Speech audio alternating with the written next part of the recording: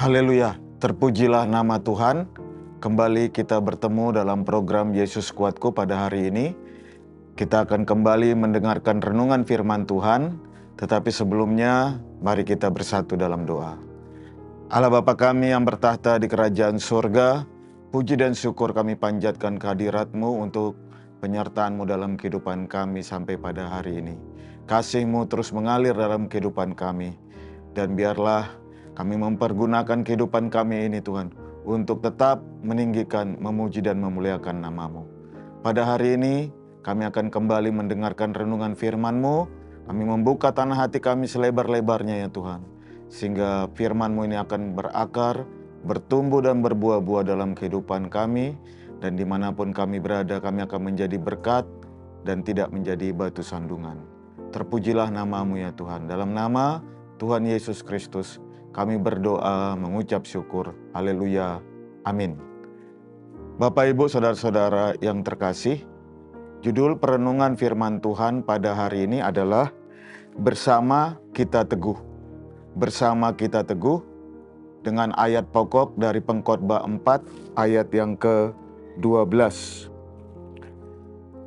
Dan bila mana seorang dapat dialahkan, dua orang akan dapat bertahan.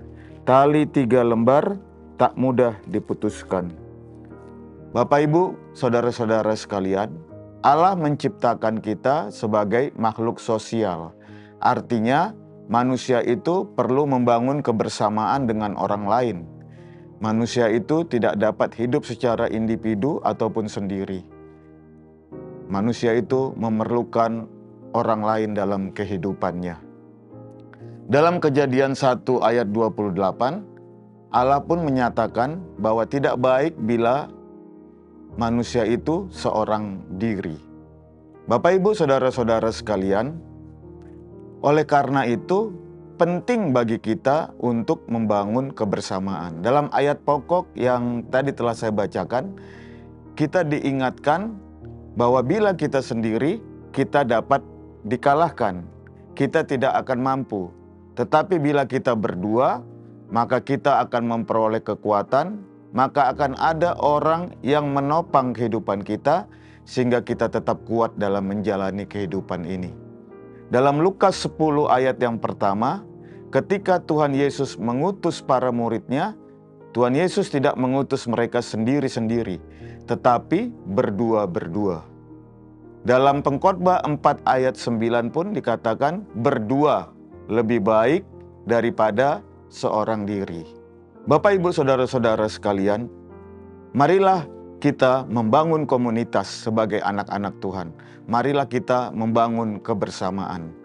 Dalam kehidupan Daniel, dia pun membangun kebersamaan, persekutuan dengan teman-temannya, yaitu Hanaya, Misael, Azaria.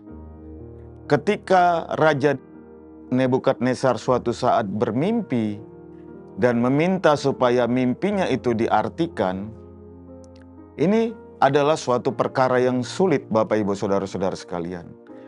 Apa yang dilakukan oleh Daniel? Daniel datang kepada teman-temannya, Hanaya, Misael, dan Azaria. Mereka berdoa bersama-sama, meminta hikmat dan belas kasihan Tuhan. Dan kita mengetahui akhirnya Daniel bisa mengartikan mimpi Raja Nebukadnezar tersebut. Hal ini bisa terjadi karena ada kebersamaan, karena mereka saling mendoakan, saling menguatkan, sehingga perkara yang susah bisa mereka atasi dengan pertolongan Tuhan. Hanaya, Misael, Azaria, yang kita kenal dengan sebagai Sadrak, Mesak, Abednego, ketika mereka pun akan dimasukkan ke dalam dapur api yang menyala-nyala, karena mereka tidak mau menyembah patung emas yang didirikan oleh Nebukadnezar, kita melihat mereka pun akhirnya tetap kuat. Iman kepercayaan mereka pun tidak goyah, karena mereka saling menguatkan, saling mendoakan. Dalam Matius 18 ayat 20, bila 2 atau 3 orang berkumpul dalam nama Tuhan Yesus, maka Tuhan pun akan ada di sana. Jadi marilah Bapak, Ibu, Saudara-saudara sekalian, dalam kehidupan ini kita membangun komunitas, kita bangun kebersamaan, persekutuan dengan sesama anak Tuhan. Dengan kita membangun kebersamaan, dengan kita membangun komunitas, maka kita akan dapat saling menguatkan. Kita akan dapat saling membangun. Kita melihat ketika Musa dan Harun, mereka menghadapi peperangan di Rafidim. Musa tangannya ditopang oleh Harun dan Hur, sehingga tangannya yang lemah itu tetap kuat. Kita melihat di sini dengan adanya kerjasama, kebersamaan, tangan Musa itu tetap terangkat dan bangsa Israel pun memperoleh kemenangan dari serangan bangsa Amalek.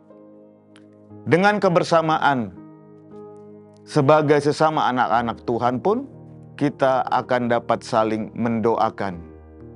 Dalam Yakobus 5 ayat 16a dikatakan bahwa kita sebagai anak-anak Tuhan harus saling mendoakan. Dan ini pun yang terjadi, Bapak, Ibu, Saudara-saudara sekalian, dengan jemaat mula-mula yang ada di dalam Kisah Para Rasul 2 ayat 42. Mereka dalam menjalani kehidupan ini, mereka tetap bersama-sama, mereka saling mendoakan, saling mendukung, sehingga mereka tetap kuat. Oleh karena itu, Bapak, Ibu, Saudara-saudara sekalian, jangan lupa kita membangun kebersamaan dengan sesama anak Tuhan. Apalagi kita yang hidup di akhir zaman ini. Dalam 2 Timotius 3 ayat 1 dengan jelas ayat ini katakan bahwa di depan kita akan ada hari-hari yang sukar, akan ada hari-hari yang berat, akan ada begitu tantangan, cobaan, ujian bagi kita anak-anaknya. Tapi dengan kita membangun kebersamaan, dengan adanya kasih persaudaraan di antara sesama kita, maka kita akan kuat. Dan juga di akhir zaman ini, Bapak, Ibu, Saudara-saudara sekalian, jangan kita lupa, iblis sedang gencar-gencarnya untuk menghancurkan kita, anak-anak Tuhan, untuk melemahkan iman kita sebagai anak-anak Tuhan. Oleh karena itu, marilah kita membangun kebersamaan. Marilah kita saling menguatkan, saling mendoakan, saling menopang, saling mengasihi sebagai anak-anaknya. Dan kita akan melihat karya-karya Tuhan yang nyata dalam kehidupan kita. Kita akan melihat pertolongannya, kekuatannya, dan mujizatnya. Haleluya, terpujilah nama Tuhan. Demikianlah perenungan kita pada hari ini. Mari kita bersama-sama bersatu dalam doa. Allah Bapa kami yang bertahta di kerajaan surga, puji dan syukur kami panjatkan kehadirat-Mu untuk kebenaran firman-Mu yang sudah kami dengar.